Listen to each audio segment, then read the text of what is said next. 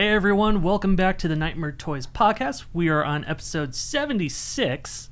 With me today is Christy and our lovely guest, DEVANNY PINN. Hello. How are you? I am doing great. Even better now that I'm here. This is just awesome. Well, thank you very much Absolutely. for doing this for us. Thank you for having me. This is every horror girl's wet dream right here, and I'm just so obsessed with it. Quick plug for Nightmare Toys and Nightmare Cafe. If you have not been and you're in Vegas, you have to run immediately. Run like someone is chasing and gonna kill you, because you got to get here first. It's really fucking cool. Lemon drop. Yeah. Get the Christy lemon drop.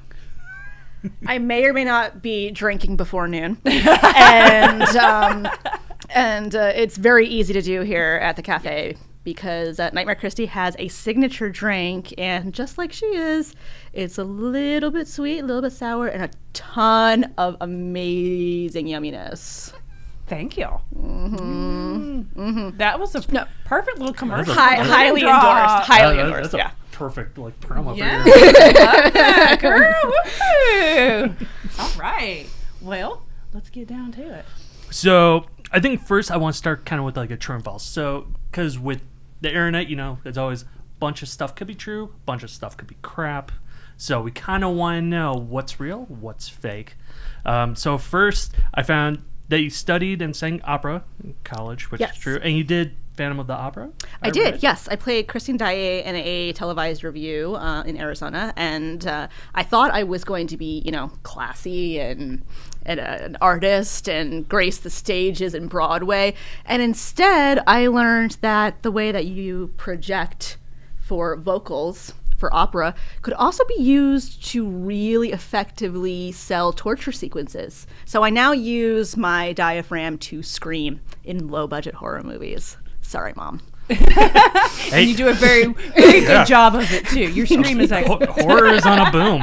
Right? Way better. Way better. So from that, I read that you were in 2 different pop girl groups. Is that true? I was. I stupidly decided to embrace... I love Spice Girls. I'm a 90s chick, so I was all about it. We actually got recruited by Jive Records before they went out of business. And I was going to do pop girl group for a while. So I was in 2 different ones as the backup because opera doesn't translate really well to pop. Go figure. And I was going back and forth from there, and I started missing shows because I was filming horror movies.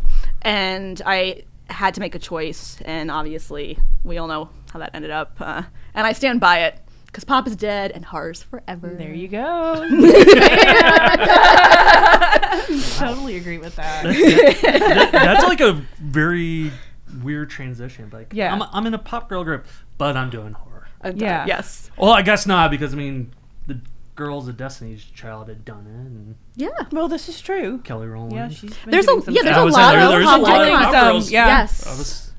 So I guess it's not that much different. Blackpink, it all kind of comes together, you know. It does. And I think that's actually a great talking point. There's a lot of women in horror, and it doesn't mean if you're a horror fan that you look a certain way, act a certain way. There's a lot of different kinds of realm.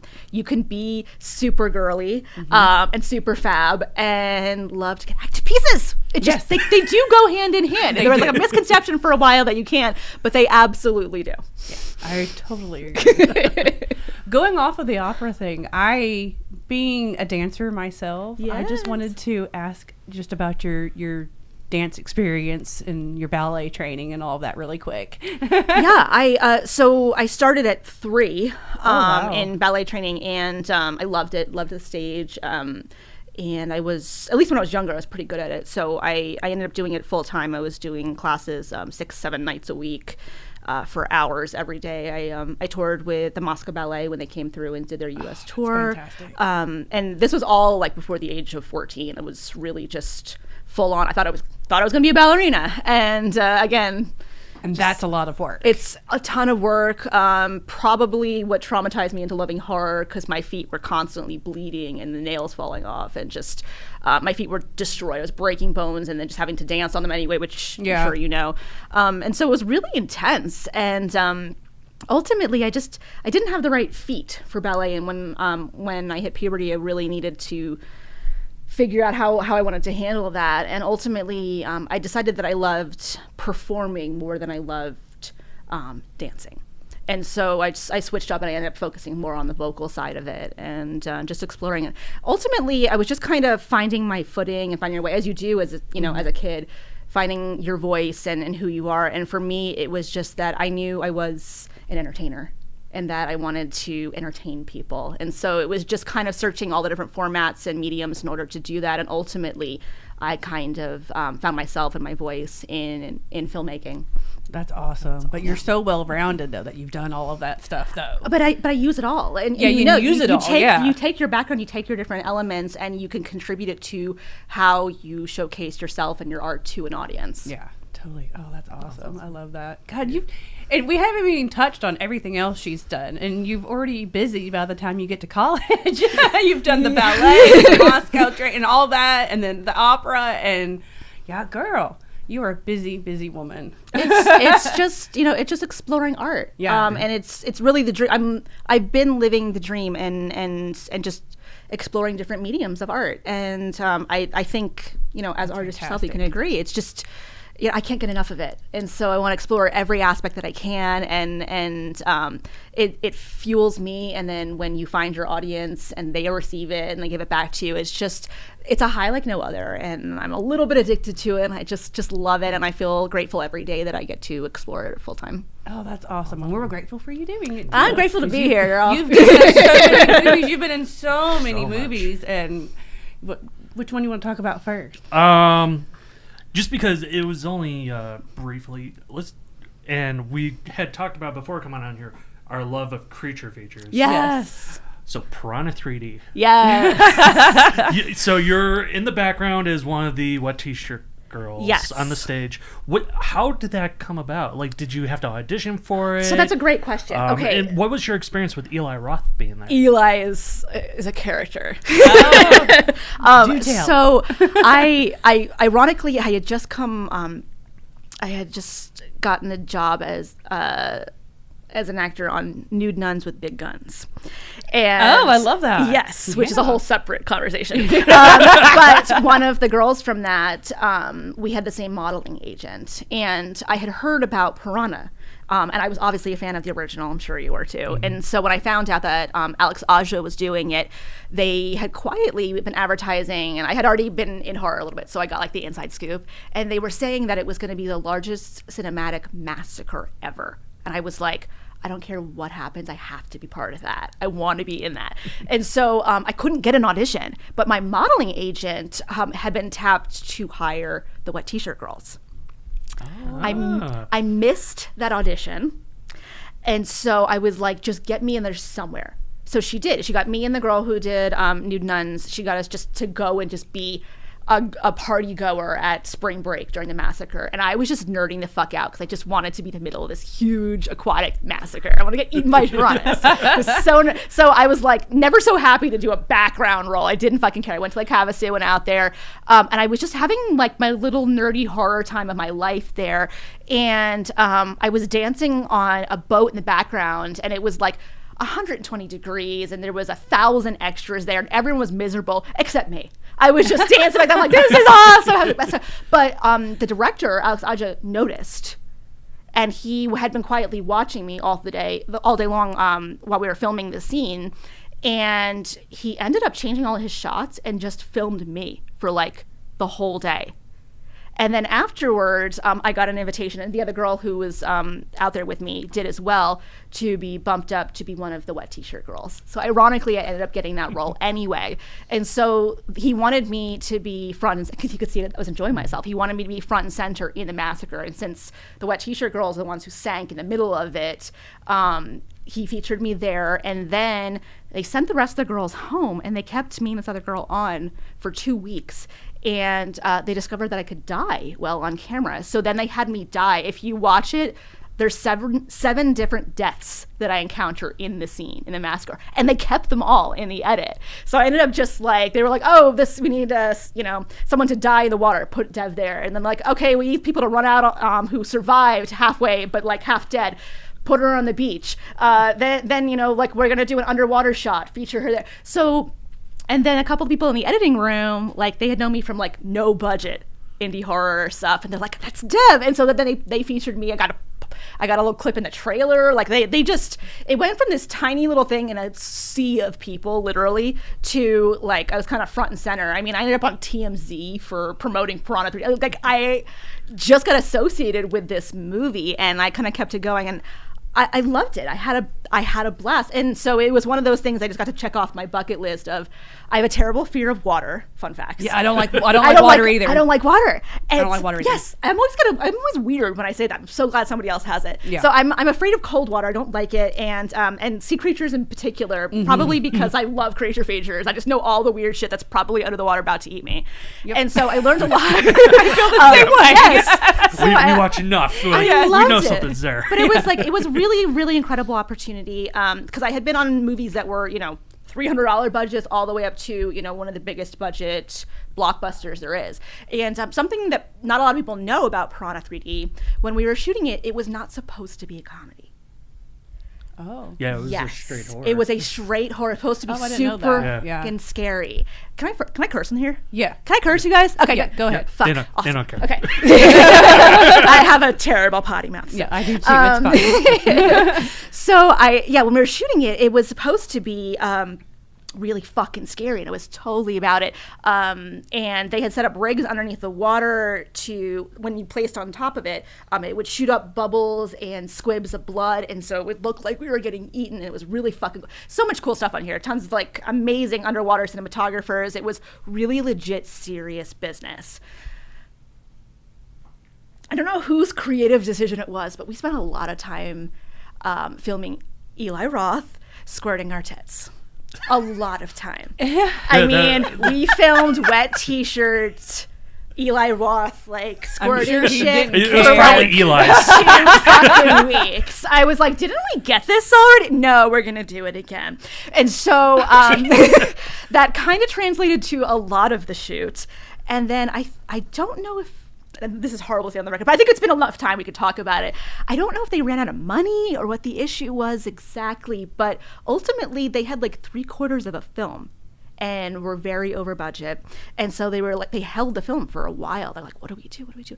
And then somebody's idea was to like, well, let's just put all of the shots of tits in there and like just exploit the fuck out of this movie. Like, let's go fun exploitation movie instead of serious terrifying movie. And I don't know who was on board with that and who wasn't, but they did that. And so again, these little bit parts are supposed to be part of a montage of the serious movie turned into like the whole fucking film. And everyone loved it. It turned into this amazing sensation, and we broke all these records, and so I got a huge career boost out of it. It was awesome, and we had a lot of fun. And then I did a couple other smaller movies in the water just because scary as shit. Yeah. It's a method, and I like to torture myself. But I learned a ton. I got to work with, obviously, iconic greats, not to mention smoking hot chicks. It was just, there was no downside. There really wasn't. It was amazing. Man, I wish I was on that. Oh, so super big plug. I met my Black Mass writer on Piranha 3D. He was cool. Yeah, he was working on the second unit for that. So we formed a friendship. We've been friends for however long that was, a long time now.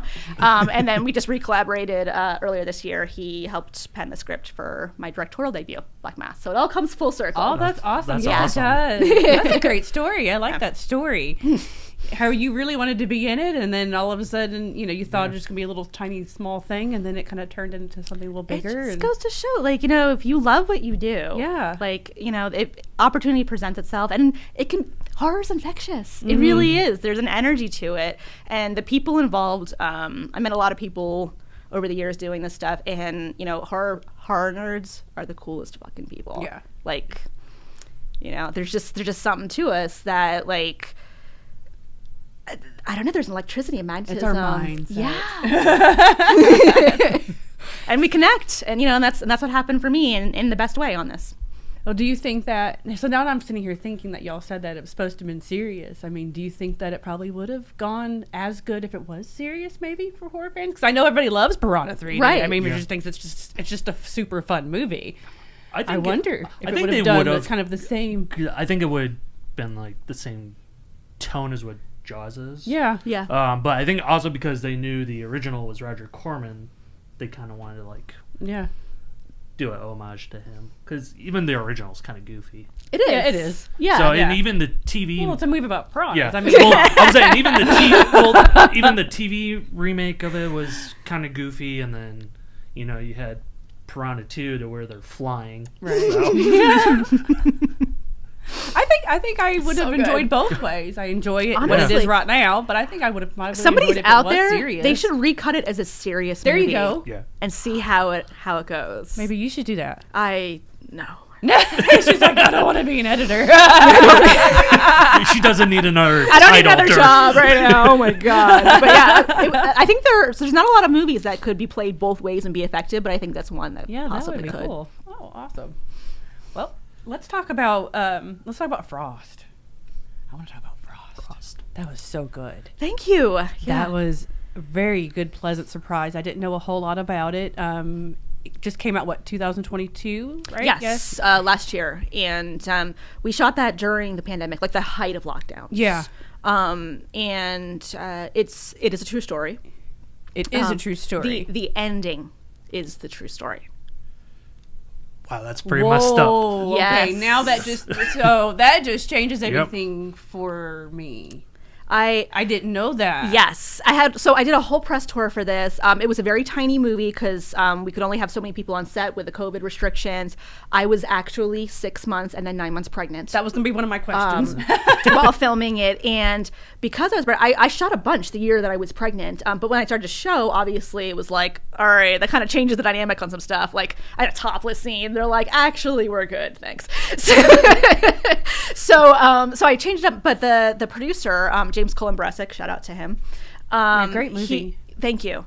Yeah, he loves true stories, and we had an opportunity to collaborate with my now loves Cleopatra Records and Cleopatra Entertainment, and they were interested in financing a movie, and so they like inspired by true stories. So James, in the coolest attempt to attach someone ever, just sent me a text with a link to the news article that this story was inspired by. Oh. He just texted to me and then wrote "you down," and I was like, "Fuck, that's the coolest offer I've ever gotten." I was like, damn it!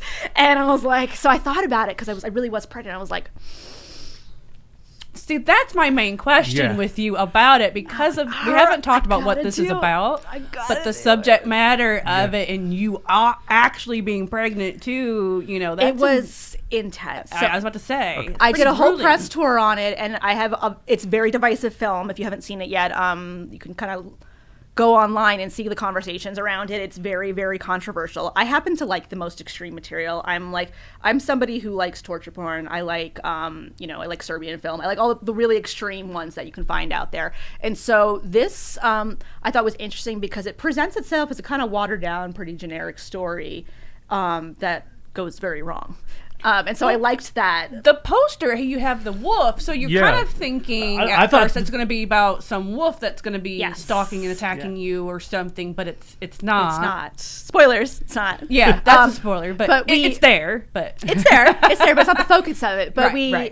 it is a limited. It's two people, mostly one person, me in a car, Right. for a while, and then interacting with a wolf. So there was very limited ways to market it. And how do you market it without, again, spoiling the experience? And so Cleopatra was really brilliant about showcasing the wolf and kind of misleading the audience into. well, it was misleading. Nobody. Well, you Yeah. know, as horror I was fans- caught off guard. Yes. Yeah, me too. So it's very divisive. About 50% of the people think it's fucking brilliant, and the rest think that we're a bunch of sick fucks and we should all die, for real. And But if it's a true story, I mean, so that's the press tour that I did for this film, was talking about it, and they were like, "Why did you choose to end it like?" Horror fan 69 online is like, "Why did you choose to end it like that? That was so random." And because that's the true story. because That is that's the how true it happened. So you already knew about it because she had called me yesterday morning. And she's like, "Did you watch it?" I'm like, "Yes." What the hell? Yeah, we both were like, "Oh my god, that's intense." That's generally what we got. Yes. I'm like trying to take notes, and then it just happens. I'm like, what?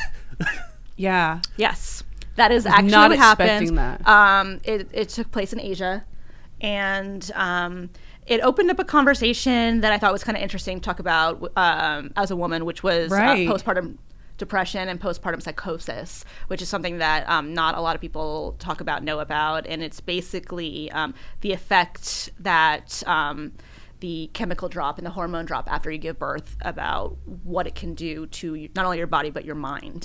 And mixed in with some survival elements such as hypothermia, we really left it open to the audience about whether it was a hallucination or whether it was actually happening. But in reality, it did really happen to this woman and the person involved.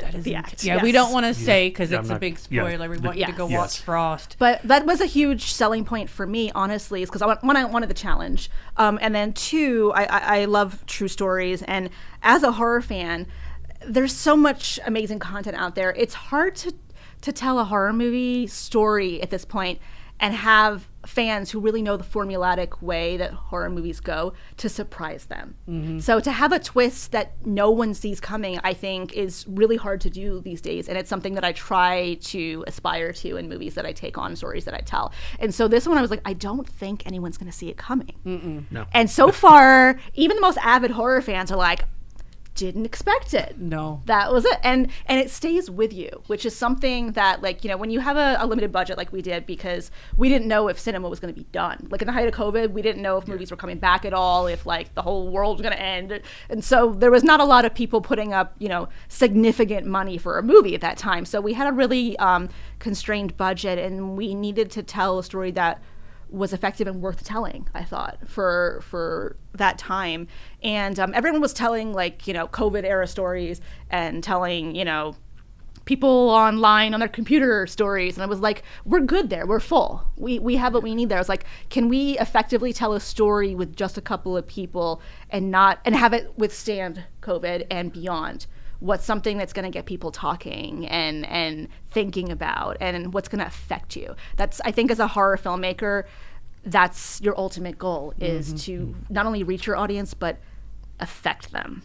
I was. It's Well, very that- claustrophobic. Yes. Yeah, it's claustrophobic. Yeah, So- you affected us. Yes, very much so. So Hopefully not traumatized. Affected, that's traumatized. No, was it traumatized. hard for you making this movie with it being during Yes. the pandemic? Because I mean, you do have the few scenes with Vernon Wells, Yes. amazing guy. Yeah. Yes, he is. Um, Love you, Bernie. But then the majority of it, you're by yourself. Yes. So is it hard? Like, do you have like the director or someone reading like stuff to you? What's happening? Or?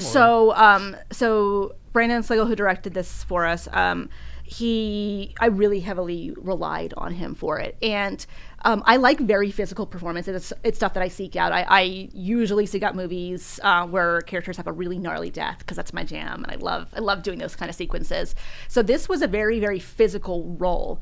But I'm only my only child. I have one child. I had never been pregnant before, so I didn't know how much of an effect that was going to have on being able to portray this physical performance. Was very tired immediately. Additionally, I would start to do some of the things that you would see in the movie and rev myself and do my Scream Queen thing and just kind of get into the zone, and then I would feel the baby start to stress. So I would have to come back. And so it was finding the balance of being true to the performance and true to the person that I was playing, but then also not harming myself or my baby.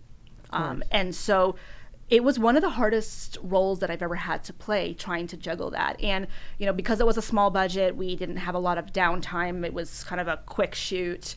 There wasn't a lot of room or time for me to take a break. Usually, you know, if you get a little too into it or too revved up, you just move on to a different scene or a different person's coverage for a while. But it was just me for so much of it. So there was no option to do that. So it was a very, very intense physical and emotional scene. I have, I can cry on cue, and I have my whole little routine. I could almost phone it in at this point. Like, I have my beats for my death sequences that I can do. And for this, I didn't need to do any of my actor prep that I normally did. It was so emotional from the pregnancy and from the experience that a lot of the performance that I was giving was real, was really in the moment. And I think, you know, at the time I was so stressed out, but looking back, I think that's why a lot of people really resonated with it, was because so much of it was really authentic. It was authentic. And just being a woman, and I have a daughter, I was just like, how is she doing this? Pregnant what are your thoughts after you did have your baby? Did you have any thoughts about this role? Because I was like, what the hell was I thinking? I mean, because, you know, I mean, would you do movies like that again? Now? Yes. Oh yeah. Hell yeah. No questions asked. But if I were to become pregnant again, would I do it? No, I would not. And the baby in it is actually mine. Yes. Oh wow. Also, no, don't think I would do that again either. But so we're not going to let her know that she's actually in the movie. But she, we did put her in that. wow, Some of the okay. cries are really hers as well. And so because there was not an option at that time because of COVID and lockdowns and things, there was not an option to have a stunt baby or a stunt performer of some sort. And so we just. I used what I had, and I'm proud of the work that we did on it. You should be. I really am, but it was a challenge, and it was intense, and I'm glad that we got to do it. It did give me an opportunity to talk about some of those issues that I don't think a lot of people get to speak about, or that are like too taboo to talk about. Right. And I had offended a lot of mainstream reviewers, which is always a plus too. Yeah. Right. I don't think that particular thing has really been done. No. Which is In also another hard. horror movie. It's hard to find that it hasn't been done. The only Yeah. horror movie that I thought of was The Brood, but like you don't get the same. But even then, it's not the It's same. not yeah, as- it's not it's the, not the- as the- intense. as intense as what this Yeah, was. yeah. So that's what I liked about it. So- You kind of gave us something new, like a new like bam at the end, and then you get the other little extra bam Yeah.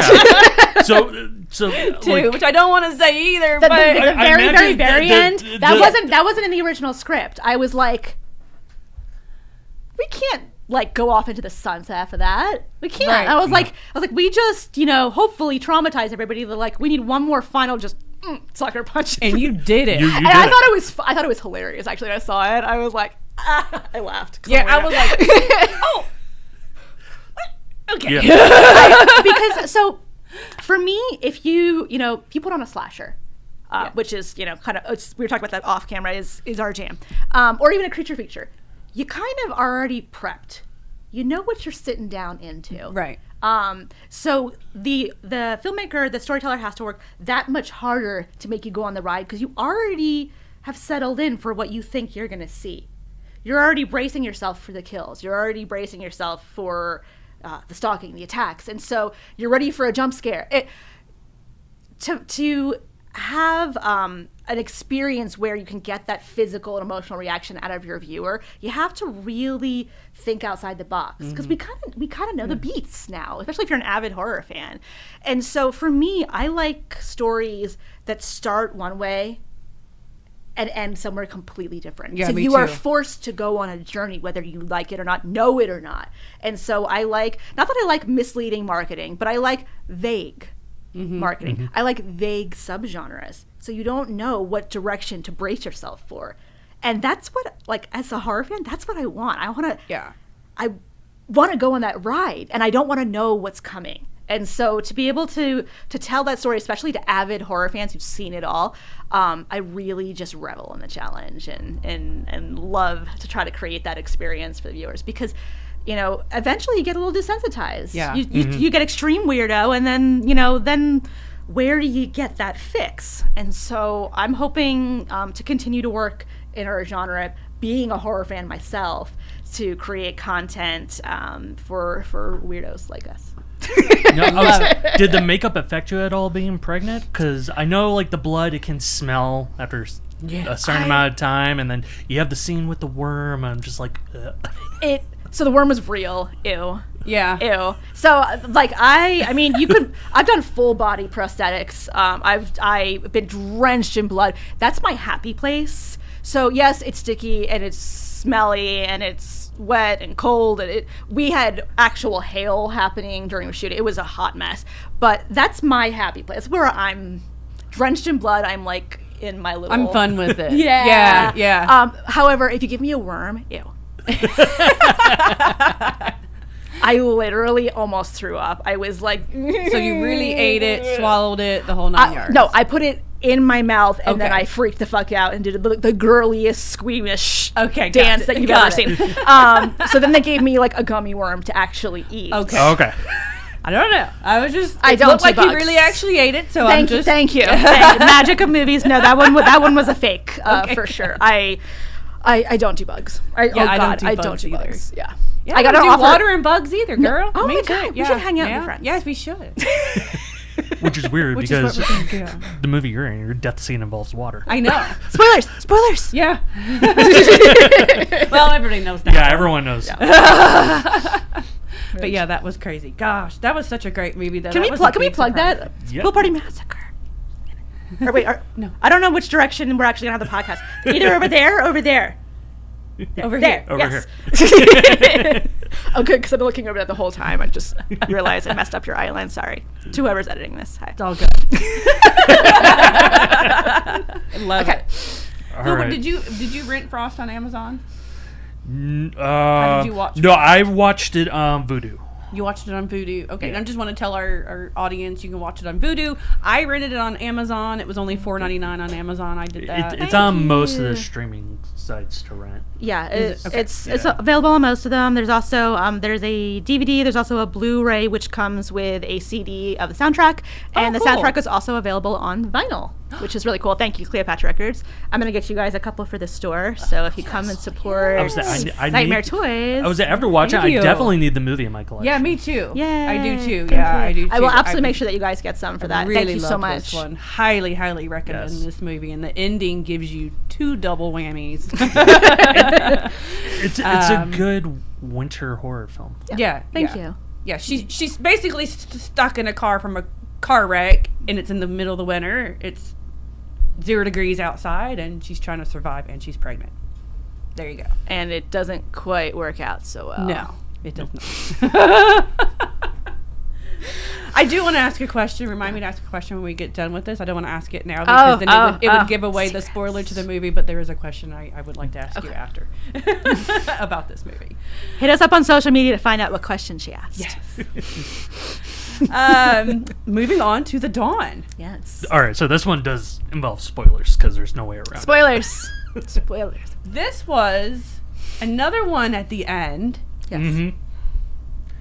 To where I wasn't you're expecting caught it off to guard. tie into another movie. I told you I have an MO. And you find that out, and then it's like, oh, shit. I love that. And I love how y'all did it. I mean, it's just very vague. Like you Yes. said, it's very just a little bit at the end, and you did it perfectly to tie it into your movie. I love that. It's so The Dawn is very special to me because it is a movie that can be watched as a complete film in several different subgenres. You Yeah. can watch it depending on who you are as a viewer. If you're someone who likes psychological thrillers, you can watch The Dawn beginning and end as a complete movie as a psychological thriller. If you're a paranormal fan, you can watch the same movie a completely different way from beginning to end as a ghost story. If you are a true crime fan, you can watch it beginning to end as a true crime movie. It is, and if you watch it from whatever subgenre is your particular favorite, you'll see things throughout it that don't quite make sense exactly or not sure why it's there or not, but it doesn't really distract from the overall arc of the story. But they are literally meticulously several different storylines weaved into each other to complete a viewing experience depending on who the viewer is themselves. And it doesn't present itself that way. It's kind of a surprise at the end when you figure out what you're watching. And so I absolutely love it's one of my favorite scripts, one of my favorite stories that we've done because I had worked a lot early in my career when I was filmmaking. I had a partner who was one of the stars of Ghost Hunters, Britt Griffith. Hello. And we did a movie called The Black Dahlia Haunting, and Britt and I had the same publicist at the time, so we were putting together the story, and I was like, I want to know how a ghost would actually interact or actually behave, and I want, I'm not a paranormal person, was not kind of my subgenre, so I wanted to be as authentic to that community as possible. So he actually came on as a consultant in writing that script and taught me a lot about the paranormal community. And so I ended up doing conventions and touring with them, doing ghost hunts and stuff with them. And I was a serious skeptic. Like, I was like, that's not a ghost, it's the water pipe. Like, you know, I was that person. fun facts, I ended up going on a lot of experiences, and people were paying like huge money to do like these ghost hunting experiences with these very prolific people in their field. And I would be like, go to the bar, don't care, what's up? And so they would be like ghost hunting all fucking night, and I would come out and ask Brick if he wants a drink, and then I would have a paranormal experience. Like, off the charts, like things that people were there all weekend desperately trying to get a little glimpse of, I would have like a huge experience with. And I think it's because I didn't care, because I was a skeptic, and so the entities, the energy, whatever you want to call it, felt more comfortable interacting with me. But I would have like for instance, he stepped away from his group he was ghost touring with, and was going to the bathroom, and I went to open the door to the bathroom, and it was ridiculously heavy. Like, I'd use all of my might to do it. And so he went to the bathroom, came back, and we were talking in the hallway, and all of a sudden the door completely just opens by itself all the way up. This super fucking heavy door. It just stays that way for a while. And I'm like, Weird. and then closed. So I had little things like that happen like every time I had an experience. So I was like, okay, there's something out there. There's some kind of energy, and there's some kind of experience that paranormal fans are going to want to get out of their viewing experience. So when we went back all the years later to do The Dawn, I knew that, again, we were going to have several different subgenres within it. So I wanted to be able to tell, now knowing the ending, you know that there is a story paranormally that goes in part with that. But if you watch the famous entity that it's associated with, depending on who the viewer was, you could be a skeptic, or you could say, oh, it's a ghost story. And so I thought it was really important with The Dawn to represent both of those too and let the viewer decide. And then when that kind of came to fruition, I was like, it would also work as a crime thriller. It also works as a drama. It also works someone who wants to talk about mental illness and PTSD. Like there's a ton of different Religious directions. horror? Yes. I mean, religious horror. horror. Thing. Yes. So it's really cool. You can watch it over and over again, and if you watch it knowing I'm going to watch it as this kind of movie, you can have a completely different viewing experience. You'll notice different elements in there that you didn't notice before if you watched it a different way. There's certain dialogue that packs a different punch. There's certain interactions where you're like, oh, that goes with that. And then if you know the ending too, if you watch it just knowing it as something that belongs to that group of movies. Right. Yeah, she spoiled the ending for me. Oh, okay. I'm sorry. Oh, sorry. Okay, so spoilers. So, should we say the spoilers? Yeah, I think we should. For this movie? I didn't want to say it for Frost. Well, what? It just started streaming, Yeah. right? But the movie's from 2019? Yes. So which is a weird kind of gap. Okay, so we were in theaters, and we were the last movie to be in theaters before COVID hit. So we went into theaters, and then everything shut down, all theaters. So then they kicked it over to Walmart, and we like sold out the runs on Walmart, and then stores closed. So they were like, forget it, we're done for a while. We had all this momentum on this freaking movie, and then COVID just messing up my life over here. COVID screwed everything. Fucking COVID.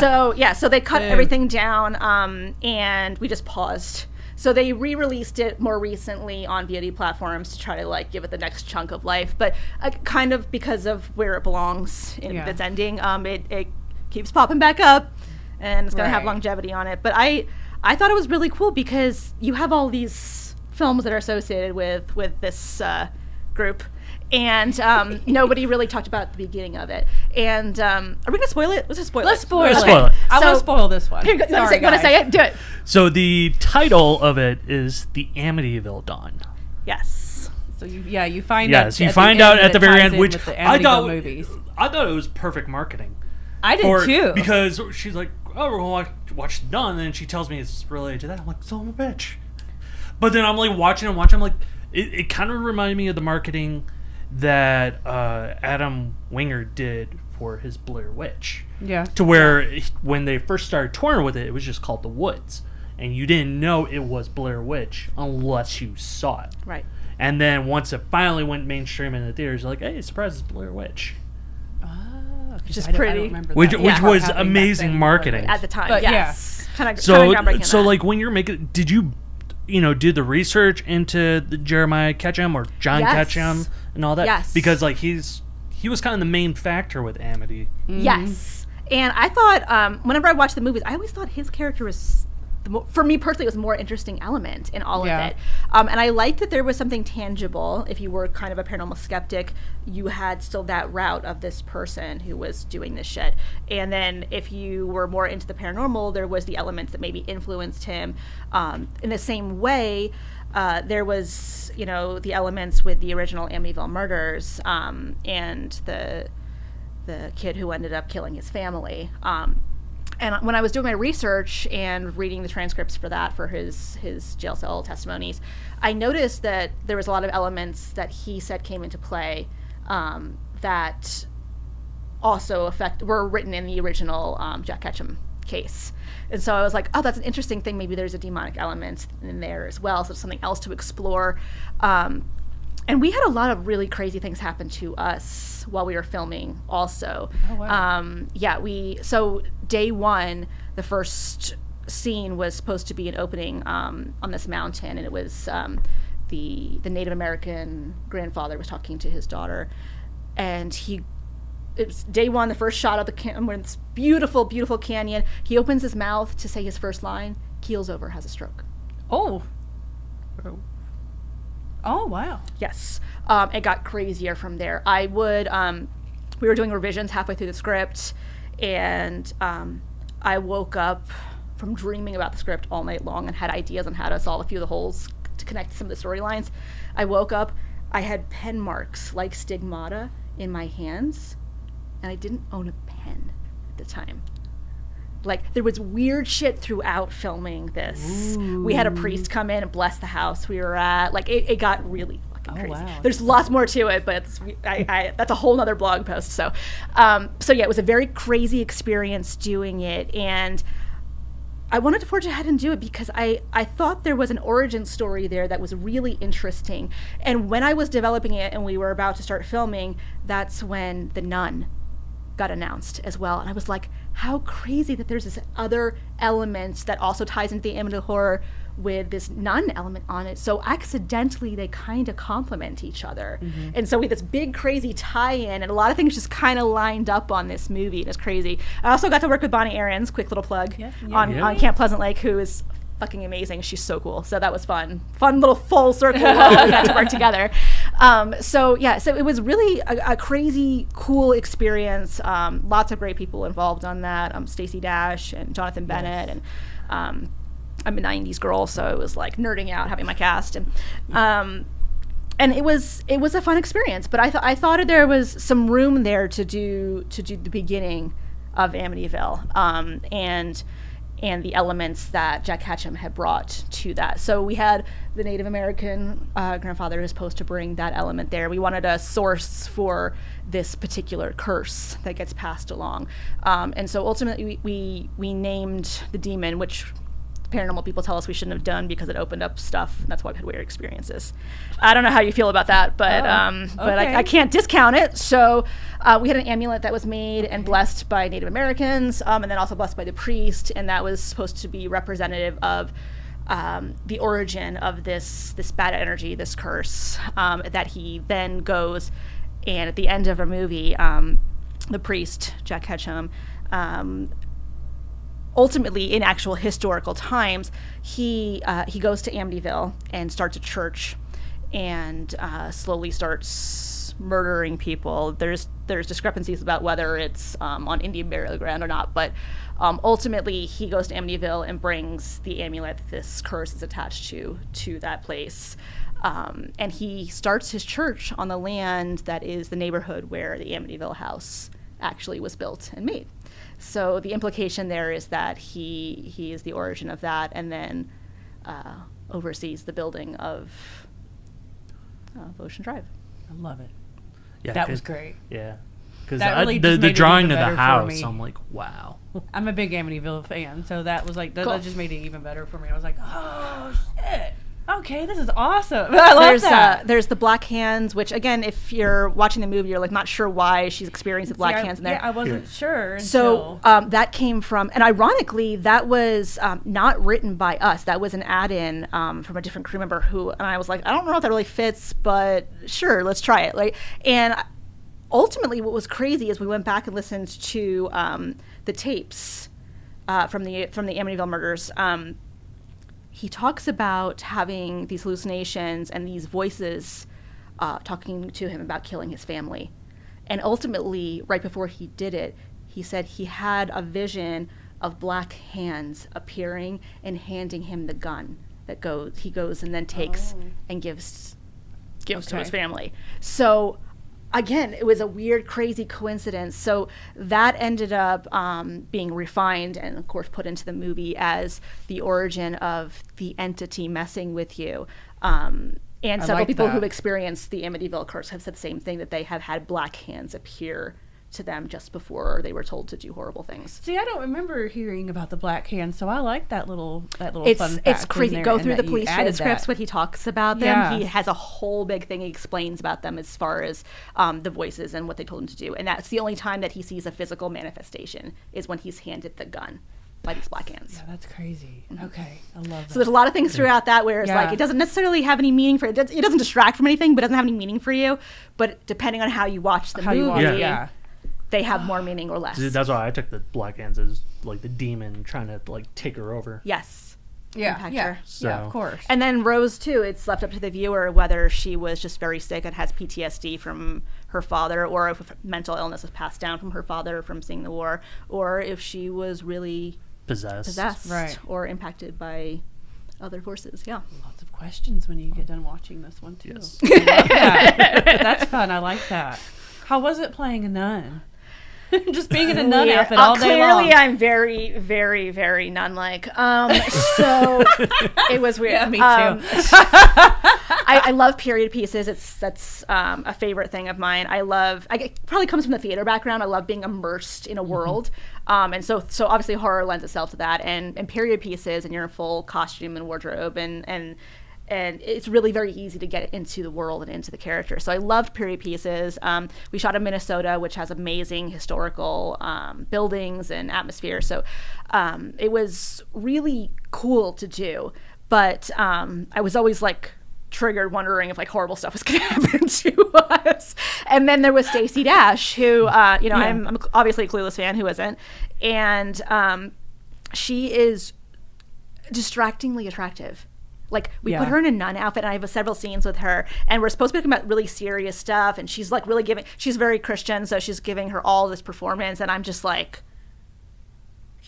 even in a nun outfit, you're so hot. Do you know that I thought the same thing? As I'm watching, I was like, she actually looked really good in a nun outfit. I was like, how did we cover you all up? And I'm still like lost in your eyes, girl. She's so attractive. She's stupid. Yeah. So it was weird. But I love, especially when I'm playing a character, I like to play downplayed characters. I play unattractive characters. I like to play mentally ill characters. Anything that is really something that has a lot of layers to it. And I don't like to play the hot girl often in it because they don't tend to have tons to do. Yeah. Like they're just there. They're just kind of there. Which, don't get me wrong, I want them to be there. But I don't like to play them because there's just not tons to sink your teeth into besides the obvious. And so I like to play characters. Playing Rose was fun for me because covering up completely, no makeup, no hair, nothing. It really just makes you extra vulnerable. It gives you an opportunity to really play things here, lots of subtleties, which I love to explore. And so it was something very, very different for me. And in my, public persona, I'm, a little bit sexy and a little bit out there. And so I loved the challenge and the opportunity to play completely against type. And I am religious, I am Christian myself, but I take on a very different perspective and advertisement of such. So it was a lot of fun. Yeah, I really enjoyed it, and again, very, very different than nude nuns with big guns. So that's what I read. I did write down that you play possessed really good. Thank you. Thank you very much. I appreciate that. We did the shot of you from the movie for our cover photo for the podcast. Yes. And every time they did that with you, I mean, it was just a great shot of you. So, okay, I want to actually give credit for that. That was, the cinematographer was Dave Brewer. And he's amazing. He worked on Insidious.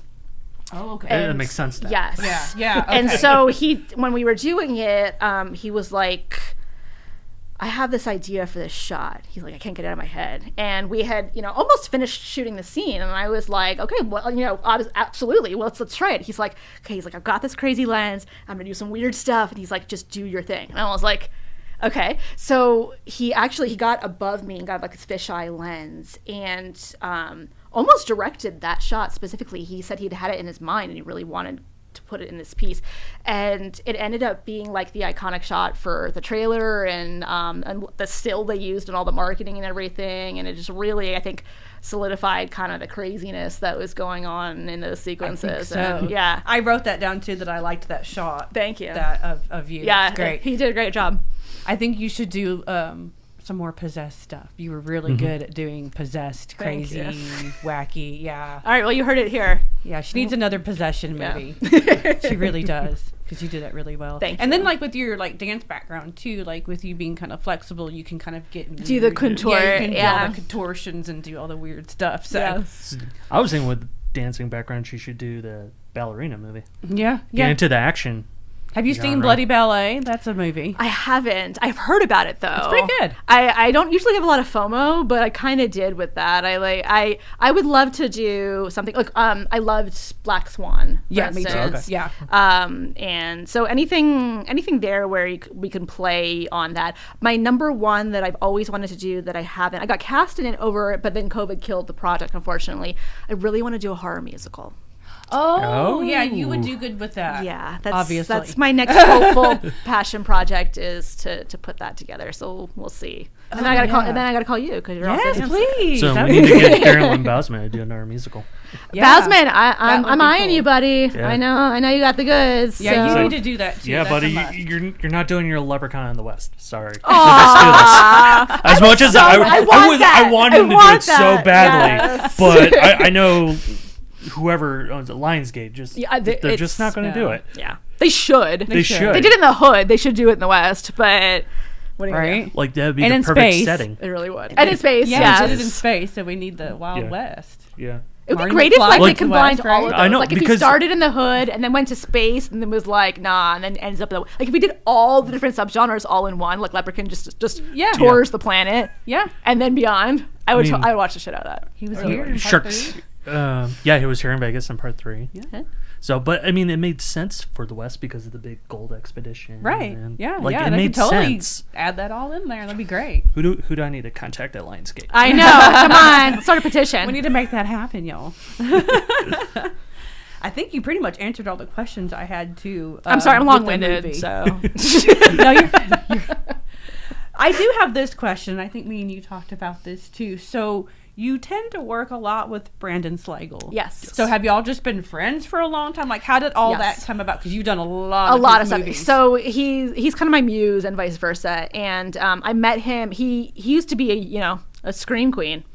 He's gonna kill me for that. So he was an actor in like the VHS era, the Tiffany Shepis, Debbie Rochon, like awesome classic age there. And when VHS kind of dried up and moved to DVD, he was kind of exploring other things, and he had quietly been working behind the camera a little bit. And I got hired to be in a movie opposite him called 15 Till Midnight in New York, and he had moved to LA where I was right after that. We started promoting the movie together, doing conventions. This is back Fangoria Weekend of Horrors era. And so we got to know each other pretty well, and he was actually editing a music video at the time. And I had just started my career. I was really young, and I'd done a few movies, but I was very curious about how things filmmaking wise worked. And so I was watching him edit this, and I was just fascinated. I was like, your instincts are really good. And then I found out the movie that we had done, he had actually written as well. And it was one of the favorite scripts that I had read at that point. A very, very smart psychological sci-fi thriller about parallel worlds. Really, really fucking cool shit. Oh, cool. And so I was like, oh, you're smart. And he's kind of a tool. Like, he was like this band guy. He used to tour with Static X and Vanilla Ice. Like, he was that guy. And I was like, okay, there's more to you. Kind of interesting. So we got to know each other pretty well. And then I found out he knew a lot of different elements around the camera. And I was just fascinated by production at this point. So he started teaching me some things. And then ultimately, we had done several movies together as actors. And they weren't coming out, and I was getting really frustrated because I was filming a movie a month at this time. I was doing like 10 movies a year, and like maybe one would come out. I was like, this shit can't be that hard. Of course it is. It absolutely is that hard. But I was like, I was like, you know how to do all this stuff. I know how to do some things now. Like, let's just call in some favors and make our own movie. So ironically, we came to Vegas. Paranormal Activity was like at its height. It just come out. So found footage was like a huge thing at that moment. Mm-hmm. And I was like, why are they spending $5 million on movies where like there's one person and a handy camera? I was like, that's stupid. What a waste of money. I was like, we could probably shoot that for a couple $100, right? And he was like, well, why don't we? I was like, so we thought about it and we're like, what haven't we seen yet? Because, everyone's doing the like shaky cam, I saw a ghost thing. I was like, that's done. We don't need any more of that. And I was like, well, no one's done a sci-fi found footage movie. So we came to Vegas with a couple of friends and literally like $400. And we spent a week in the desert here in Vegas and we shot Area 51 Confidential. And it is the first sci-fi found footage film that there was. And so we edit it together, and it's about people who wake up in the desert surrounding Area 51, and the government is spying on them and running an experiment, surveilling them, and what ended up being aliens or some type of something hunting them and observing them. So we shot it, we edited it like 2 months later, and I just reached out to a couple people that had distributed movies I was in, and I was like, hey, we got this little movie, like, you want it? Someone said, yes, absolutely. And like a few months later, it was done and out and distributed. And we did record numbers because it was the first of its kind. Oh, good. And so we're like, well, shit, should we do it again? And he was like, okay, I don't know. And so from there, we started just making movies together. And it was for fun at first. We shot a movie called Vivid, which is vivid imagery, but it ended up sounding like the porn. So we did record numbers, still doing record numbers on that. Thank you guys, it's on TV. And we also shot part of that here in Vegas. And it's basically like an acid trip Alice in Wonderland movie. And it's about a serial killer that doesn't get his kicks physically anymore. And so he wanted to experience what it's like to live and die as his victims. So he has a psychedelic drug that links his mind with theirs. And it's basically going down the rabbit hole of crazy fucking imagery. So if you smoke a shit ton of stuff and then put on Vivid, thank me later. It's really fun. Hey. So from there, we just started making tons of movies. We just finished our 14th. And 14th yeah, feature. I knew there was a lot that you've done with them. And so now I work with him all the time. He works with me. We have a company together. He switched completely from in front of the camera, now only directs and sometimes produces. He wrote with Eric Pereira Black Mass for me, and is hopefully not watching this right now because he's finishing up my edit. But he is incredibly talented, really, really smart filmmaker, and has taught me basically filmmaking, and I'm very grateful to him. And he's now doing more action movies than anything else. But we do, great opportunity to plug, we do have a movie coming out July 14th called The Flood, and we were nerding out about that off camera before we started because we both love creature features. We do. Yes. And this is a gator movie. Which we need a new one. Yes, so I'm excited about it. It's gator in a jail. That's jail. what it is. So it's crawl in a jail. It's crawl in a jail. And shout out to Alex Aja again, who's continues to inspire me. And so Brandon got hired to direct this one, and I basically I don't normally I get approached for a role or a project, and I kind of decide with my agent if I want to do it and decide like does it make sense for me. This one I was not classy about it. Like I all but begged to be in this movie. I was like, it's so cool, I want to do it. We shot in Thailand, and it's got our friends Casper Van Dien and Nikki Whalen as the stars, as well as Mike Ferguson, a bunch of great, wonderful actors in it, physical actors. And it's basically in New Orleans, a truck full of convicts comes through, and there's a storm coming, as it does. There's a storm coming in, and so they have to stop at this tiny little jail cell in this middle of nowhere town outside of New Orleans for the night so they can ride out the storm. And so all the convicts get loaded in, and it starts to flood in the precincts. So they've got to release them, and they've got to keep track of all the convicts in this little jail cell so none of them escape. And simultaneously, while they're trying to round them up, as the flooding comes in, so do the gators. They gotta survive the night from the gators and the convicts, and it's a whole full-out brawl. And I am in the opening sequence, and I may or may not get to be gator food.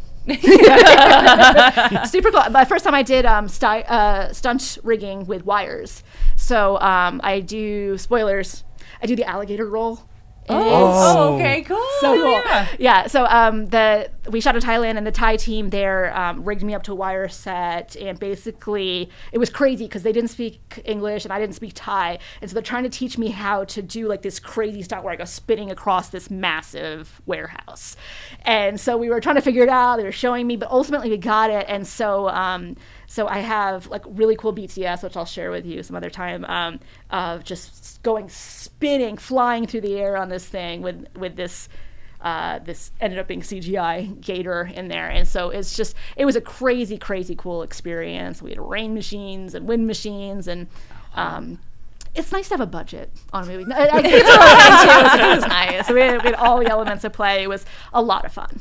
Yeah, it sounds like a lot of fun. I'm already sold. Where can I buy it? Yeah. Where can I buy it? I want to buy it right now. It's getting a theatrical release. So for the first few weeks in July, it'll be available in theaters. I will get that list for you in case you want to. I'm hoping it's going to be here in Vegas. And if not, please seek it out, because that means we get to have more indie movies in theaters, which is how it should be. I'll drive to LA. Yeah, absolutely. And then it'll be on all the DVD streaming platforms after that. And I will get you guys a list if you're kind enough to share it. Oh, Thank you very much. absolutely. Yeah, I'm excited for that one. That sounds like a lot of fun. It's right up my alley. Yeah. Oh, yeah. Literally. Yeah, Literally. literally. Trust me.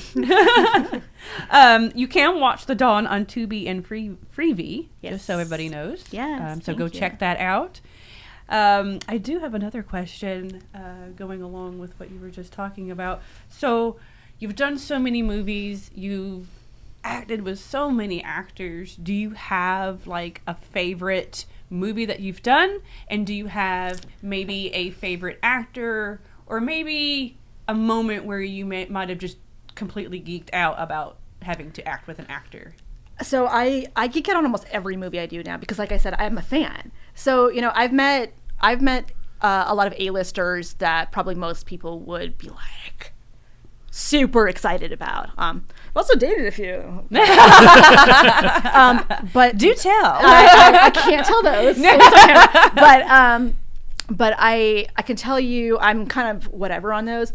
But then, like, people from the indie horror crowd, like, I will nerd the fuck out over. So I've gotten to work with a lot of really cool horror icons over the years. And I love it because I'm a fan. Right. And then also because, you know, they're prolific in their field, and so they get the best out of me on camera as well. And so it's really just, it's a double whammy of like awesome getting to work with people who are prolific in their field. Probably, I don't know what my favorite movie is. I could tell you my favorite moments, definitely now looking back, is meeting and working with Sid Haig. Oh, yeah. The late Sid Haig, rest in peace. Yeah. I mean, he showed up and he was awesome, of course, because he was, but he spent a good amount of the days that we were shooting off camera with me, mentoring me. Oh. Yes, awesome. he That's shared nice. stories about his career, about his personal life, advice for maintaining both. He shared stories about working as an actor in the 50s on TV shows back in the day, what it was like then versus now, about being a mainstream actor that evolved into horror, why he loved the genre, why he loved the people. It was like grandpa story time kind of, and he just really took me under his wing. And then we started putting our tables together at conventions and things of that sort. He really just kind of took me under his wing a little bit, and it was a really, really nice experience. Unfortunately, that movie that we met on never came out, but it really spawned a really nice friendship from there. And I've gotten to meet and work alongside a lot of really wonderful people. Danny Trejo, Barbara Crampton, got Tony Todd, Kane Hodder, Linda Blair. I mean, like just a lot of amazing, iconic people that I've gotten to share the screen with or learn from. And so it's awesome. It's living the dream. Yeah. It really, really is. And I love it. I guess it's the punchline. I love it. I love it. And I always like that's the easiest way to get me on a project, to say I have so and so that you haven't gotten to work with yet. And I seek them out. Anyone who has contributed to the genre, whether it's this much or this much, I want to be in their presence. I want to be behind the scenes with them. I want to be on camera with them. I want to just continue to celebrate what we do. That's awesome. I love that. I love that. Oh, you almost have me in tears Oh, talking about sorry. Sid and this whole thing. I just love it so much. Yeah, he was a very, very special human. Yeah. Aww. Oh, rest in peace. Sid. Sorry. We had to have a moment there. So, you've done a lot of true crime films. Yes. Black Dahlia, The Manson Murders, Yes. Casey Anthony. Yes. Oh my gosh. You I now love Casey. have your directorial debut Yes. going to the Cannes Film Festival, which is amazing in its own right. Because I know how hard it is to get into that. I have to step back and clarify. We are going to March to Cannes, not Cannes Film Festival. Oh, okay, March to Cannes. Yes. Okay. So we actually just finished shooting the movie last month. So it's already going to have its debut next month. So we missed the deadline on submitting it formally to the film festival, but they were still gracious enough to include us in March to Cannes. And very exciting year for horror, because for the first time they have a pavilion at Cannes Film Festival dedicated solely to the genre. The fantastic That's amazing. pavilion. Yes, it is co-sponsored by Remorgue, and they are presenting the best in horror for this year, and they are giving a voice and a platform and a big boost to indie horror to get out there and do crazy sales that they normally would not have had that exposure. Because before, I mean, I don't know how familiar you guys are with it, but in the fancier sides of our genre, of our industry, the genre pictures are kind of looked down on. Even though, we've basically saved cinema a million times now. Even during COVID, like, horror fans came out and kept the industry going, but we don't really get the respect from the fancies. So it's a huge win for Cannes to open up their doors to the genre, really embrace it, and the fantastic pavilion. I want to give a shout out to them and those guys at Remorgue as well, because they have embraced us, me and my off-camera producer Michelle Romano. Say hi. She can't see it. So they have embraced us too, and they are actively promoting it for us. They're showcasing the movie for us, and really giving a boost to it as well. So it's just a great example of our community supporting each other and really just breaking down walls and barriers and horror taking over the planet like it should. And so it's very, very exciting time. And so it's exactly the right year to go and present this. And we're getting a lot of love, both from mainstream and genre fans and outlets. And it's an incredible movement. I'm very overwhelmed in the best way, and really excited for people to see it. I read the article from Bloody Disgusting on Yes. it, which Yes, was thank you, amazing. Bloody. Yeah. Can you talk a little bit about the film without giving away spoilers? much Yes. of the So again, I love period pieces. I love true crime. This is a story that a lot of people know or think they know. It was a highly publicized crime at the time, and I love to take material that you think you know and give it a new perspective, a new spin. That's always my jam. My company, Jaguar Motion Pictures, we take things that you know and put a twist on it. So this is exactly like that. And it's, instead of telling the full narrative of a serial killer, which is usually how it's done, I really wanted to focus on the people involved and the victims involved. Because usually when there is a serial killer, you see a quick flash of a name or a face, and that's it. And these people, were impacted or lost their lives, and they get to be a blip in somebody else's story. And then it just never sat right with me. Mm-hmm. And I love horror. I love crazy elements. I love, I don't want to say I love murder, but on camera I do. So not true. in fake stories. I can't really like not snuff. Specifications. Yes. So I really wanted to be able to use my voice cinematically and kind of change the narrative and change the perspective on it.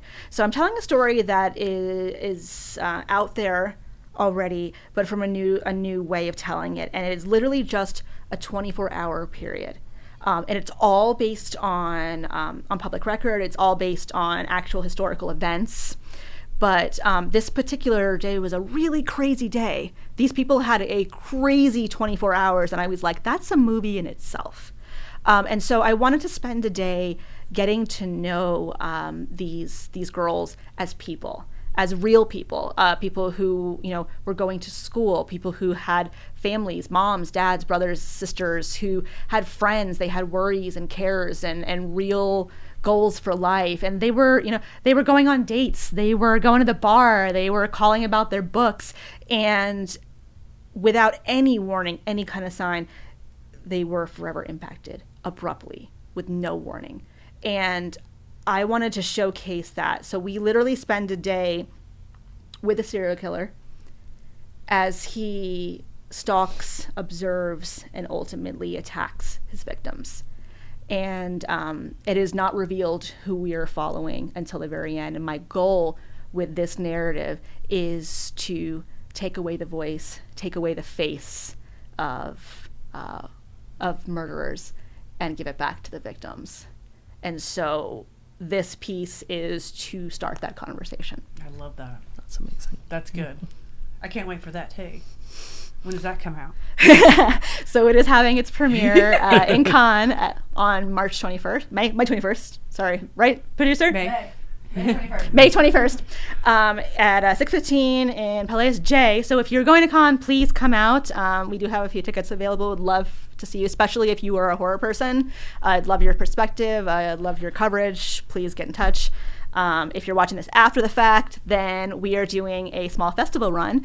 I want to give a shout out to Cleopatra. Usually distributors, when they finance a movie, they want it out right away, get their money back, but they have been so supportive of me and our team and this movie.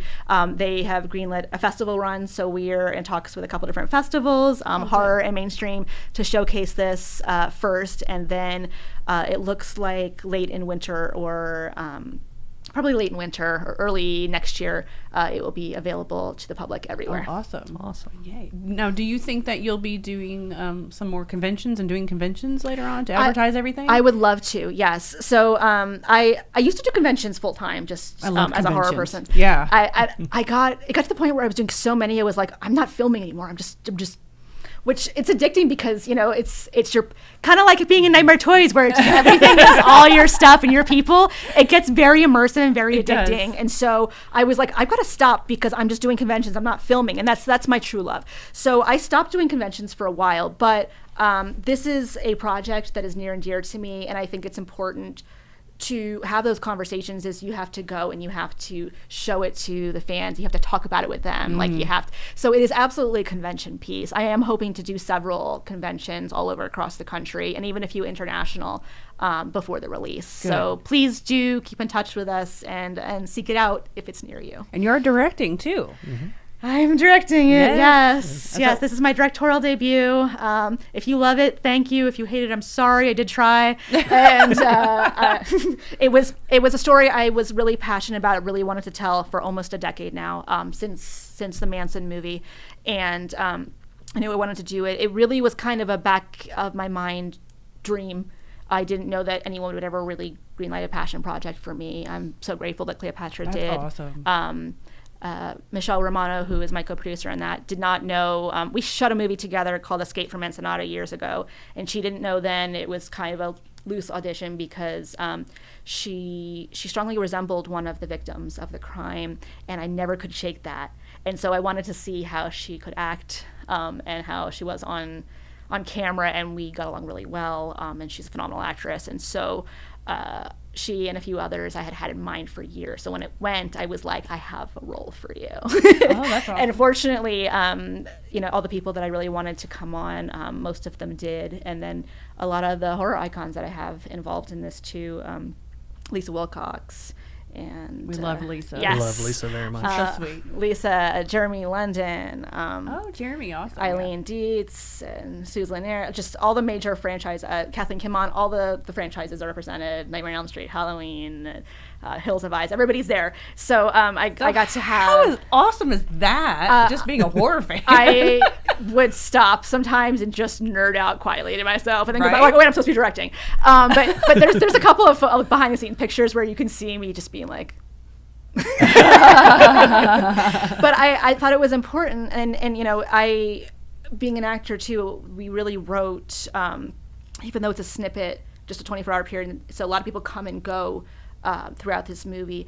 There was a lot of opportunities for cameos and things of that sort, but everything, even the smallest role all the way down to the biggest one, it really, there's intention and purpose and meat behind every little role in there. So we didn't have that hard of a time begging and pleading the cast to come and join us. A lot of people really got behind what we were trying to do with it. They liked the approach that I was going to have as a director. Bless them all for trusting me with it.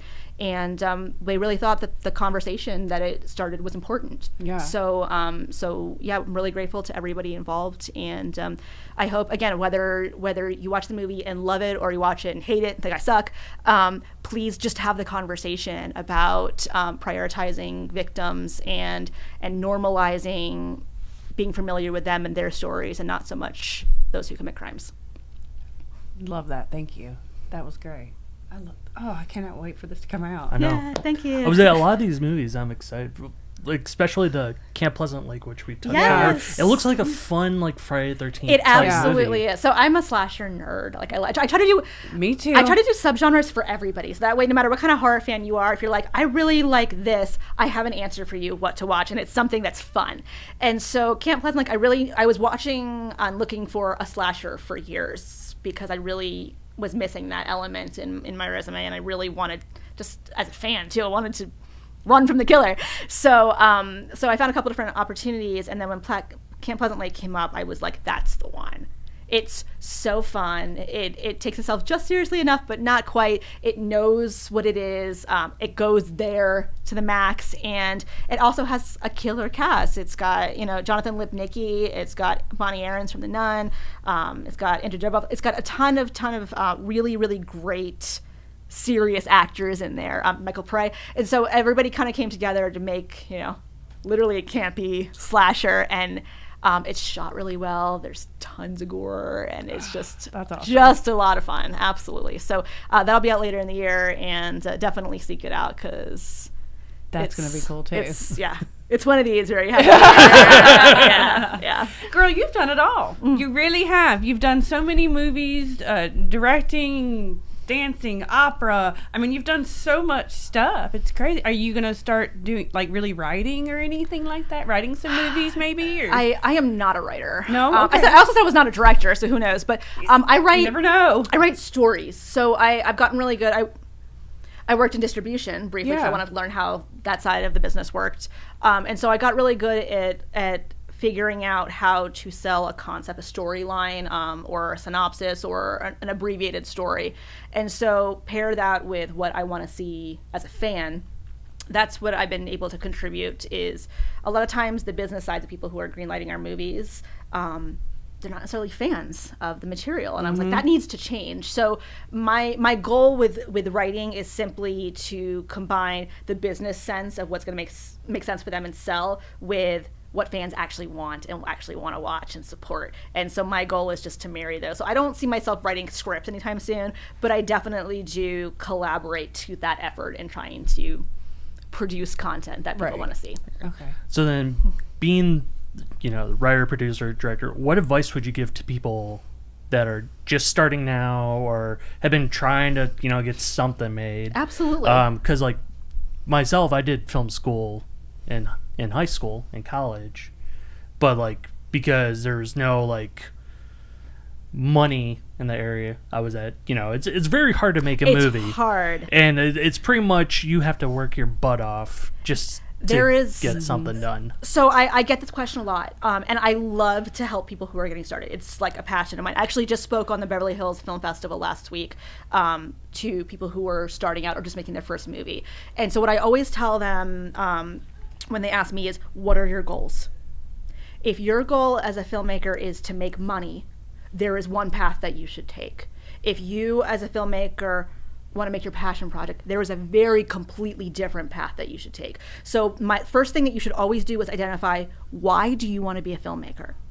And there's no wrong answer, but you need to have that answer super, super confident before you take any more steps. If your goal is to make money, then my suggestion to you is to look around. Do your regardless of where your path is, research is the key. So if you want to be profitable, you need to look at the market trends because they're consistently changing. There's no right answer for everything. It's every year there's a new answer for this. And the overall is what's selling. Go online, look at your streaming platforms.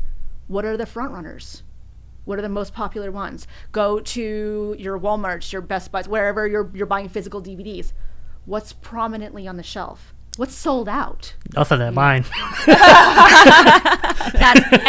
That's a problem. Yeah. So the business model is changing. For a while, all your money was made in DVD. Now that is changing. It's streaming, but it's not even the same streaming platforms anymore. Now certain ones are happening. So you want to seek out pre-sales.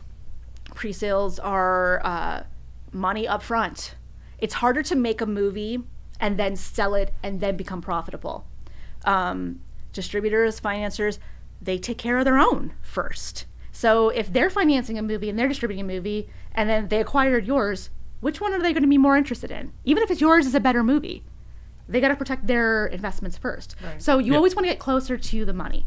The ultimate goal being that, of course, you generally need a proof of concept before they're going to take you on. So that's that. If your goal is, I'm passionate and I want to tell my passion project, kind of like what I did, then you need to not make any more excuses for yourself and just fucking do it. Yeah. Because there is no reason not to anymore. You can pick up your phone, your 4K phone, and shoot it right now. There's an editing program, an AI program that'll fucking edit it for you. There's no sound, there's no color, nothing. And you can have it literally on a streaming platform tomorrow. There is zero reasons not to make your film fucking today, right now. I don't have any money. Well, guess what? What costs money? Craft services. You know what?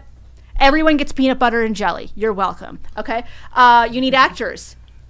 Anyone surrounding you, if you are at your job right now, congratulations, they're now an actor. Get a release. You can find one online. It's free. Print it out. Make them sign it. Turn on your camera and start shooting them. Feed them the lines. There is literally any excuse that you can have. There is a solution to do it tangibly right here, right fucking now. So if you haven't made your movie yet, you're in your own way. Why? It all comes back to you, what your goals are, what you're trying to do, or why. And if you're like, well, I really want A, B, or C, I really want to have these big dreams. No, get started. Do something now. Learn from it. I started with a $400 movie. I now make $5 million movies. So, and I've done everything between. There's always something to learn. There's always something to try, to experiment with. You're going to get better every time you do it. And there's no reason not to start. Put something out there. Even if it fucking sucks, you can say, hey, I completed this. Here's what worked. Here's what didn't. Now I'm going to do it again. Yep. And if you're learning, just keep learning, keep growing. It doesn't matter who you are, what resources you have, what you don't. There's always something to learn. There's always a way to entertain somebody. And it doesn't matter how much it sucks. There is one Horror Fan 69 out there is going to watch it and is going to like it. It will find an audience. Yes. So tell your stories. Tell your stories. That's great advice. That's great advice. Fantastic advice from you. Thank you very much for that. I appreciate that. I am going to come back here next year, and you're going to show me your film. Okay, I have them on disc somewhere. Okay. Because being school projects, it's like, hey, here's a camera, go do your thing. Like, yes. Oh, okay. So I literally took the Mission Impossible sequels were big at that time, so I just made a spoof on Mission Impossible. Yeah. So with the original film, it was called The Narc List, who it was all the agents. So I told my guys, you're going to have a donut list. And they looked at it and they just ran with it and had fun with it. Yes. Have fun. Do what you love. Yeah. Have fun. I mean, it doesn't matter if it's this big, Oh, yeah. if it's a spoof, if it's a proof of concept, if it's, an homage. Do what you as a fan enjoy. Make more of it. Have fun with it. Yeah, have fun with it. Have fun with it. Yes. Like you said, you just got to go do it. Just if you do it. don't do it, you won't know if you can succeed, and you have to start somewhere. What?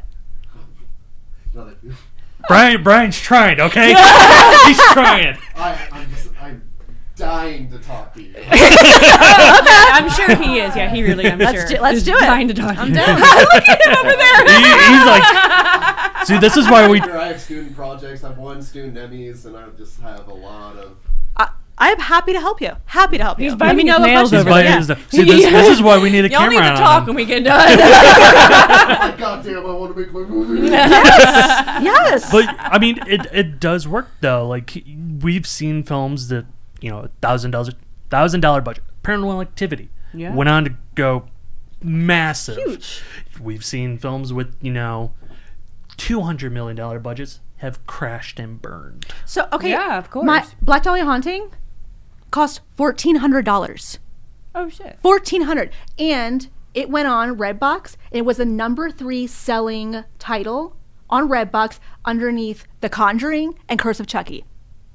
My $1,400 fucking film. There you go. And that was me passionately going and advocating and pitching it and begging people to watch it.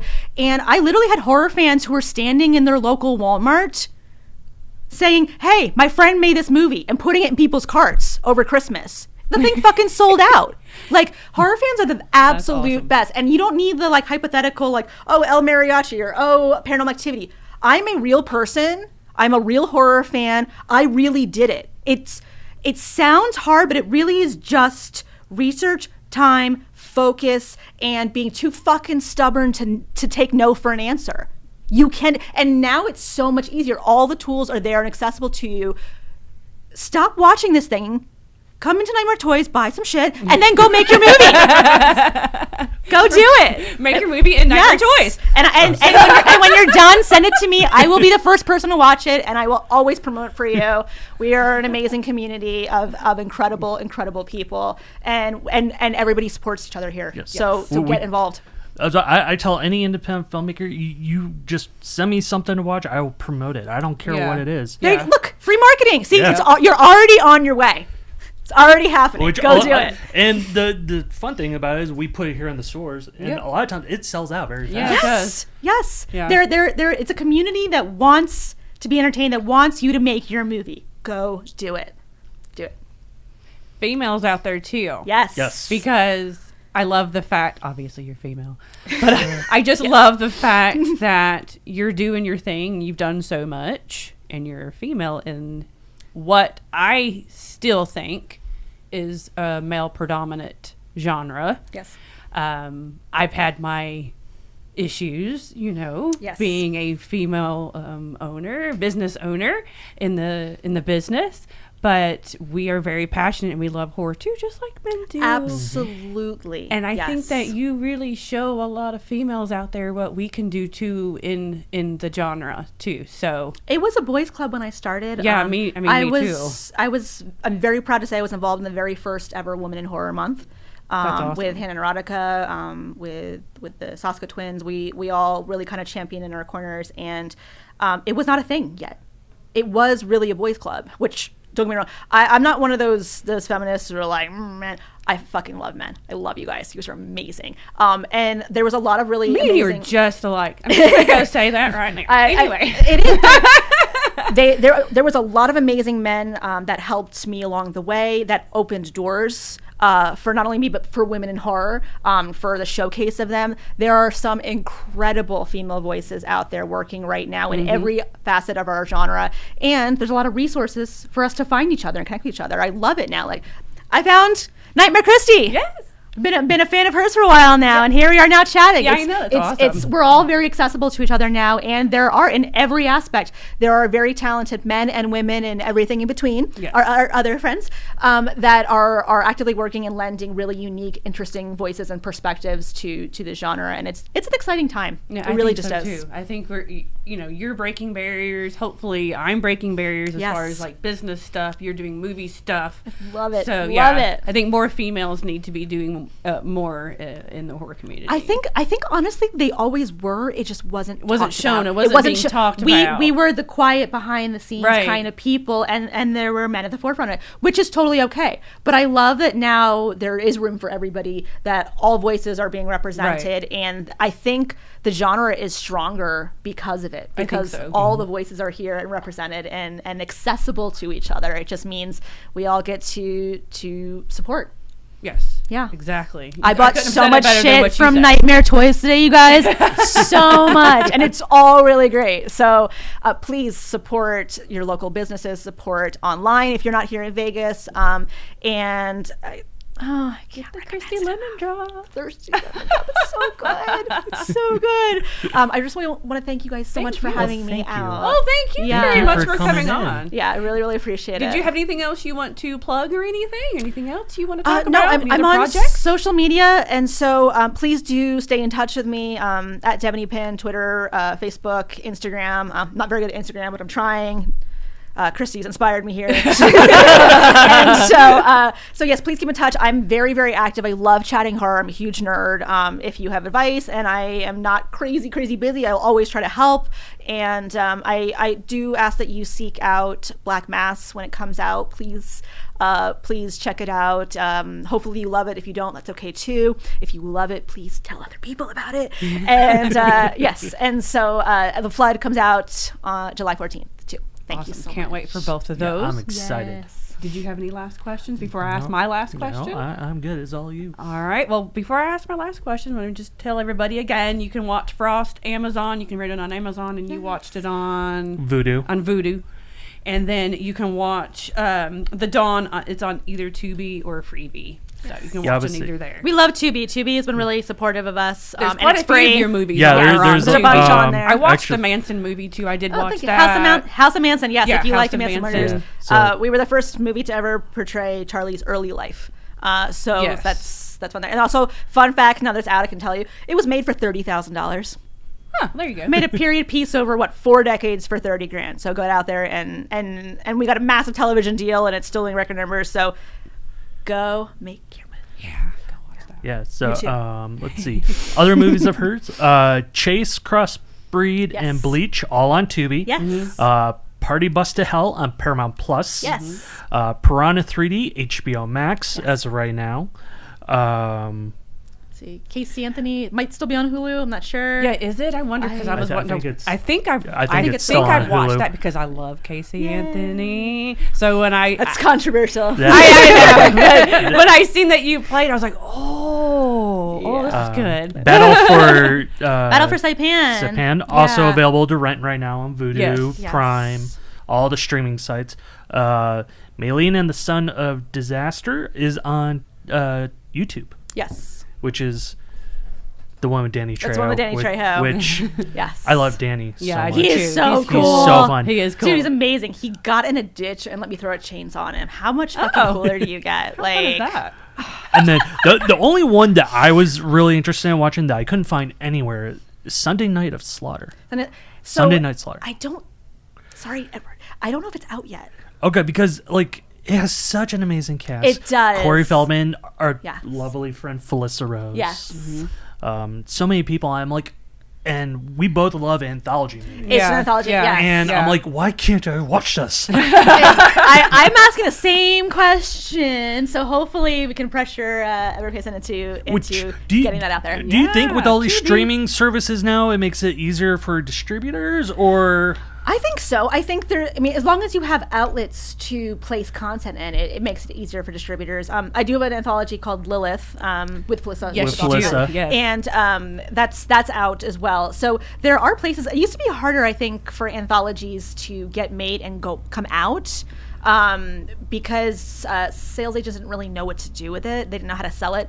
But now with streaming platforms, it's very easy to just throw it on there. So I think there's more of an opportunity for shorts to be under collective for an anthology and get distribution. So again, if you can only make a short film, get several of your friends together to make them too, and shoot a wraparound. Yeah. Boom! Now you have a feature put it out. There's always a solution. I like that. I like that advice. So I'm going to ask you one last question before we wrap it up. It's my one main question I ask everybody. So what is your favorite scary movie? Oh, great question. For me, it's 1408. Oh, such a great one. Oh, that's a nice answer, too. Very you never heard anybody underrated say that. Stephen King. Yeah. Very underrated. Incredible performances. And it's the first movie I watched in a while that stayed with me. That wasn't like a torture porn movie, because those always stay with me. Yeah. But it was a psychological thriller that, like, it fucked with me a little bit. And I loved it. Absolutely loved it. And I just think it's really underrated. I think it's perfectly executed. I think it's different. And it knew what it was, and I just thought the execution was down to the detail perfect. Oh, well, you heard it here. 1408. 1408. I like that. If you haven't seen it, definitely check it out. It's a lot of fun. Yeah, go check that one out. Yeah. I love that movie. I love the short story, too. Yeah. Yes. Yeah. And it's not always, sometimes you know, the stories are really great and then they get adapted to cinema and it doesn't quite work out. But this one I thought enhanced the original story. I thought it was really well done. Good answer. I like that answer. Thank you. All right, I think that's it. Thank you very much. Thank you so appreciate much. you being I here. could talk to you guys for pretty Yeah, much we the rest could of do my this life. for Yeah, hours, literally. Group 'Cause chat. again, she's in like 80 movies, so we could talk about all 80. if we There's want more. to. We'll have to come back and do another one for sure. We have to come back and we'll talk about after Black Mass comes out. And Yes. that gets going. Yes. That, We'll the talk more about that flood, in the and- flood and all I that. would love to maybe do a signing here in your store. Yeah, we can do that Yes, too. absolutely. Maybe get We some can of the definitely do actors that. that we all love out here Yes. and do a thing. Get Felicity out Yep. here for Yeah. Vegas. She's all in. Yeah, Felicity will be here tomorrow. She'll be here tomorrow. She's like, I'm on my way. Yeah. Super cool. Well, thank you so much. You guys are just amazing. Thank you. Thank you. Do our outro. All right, guys. This is going to be it for this week. We will see you all next week. Bye.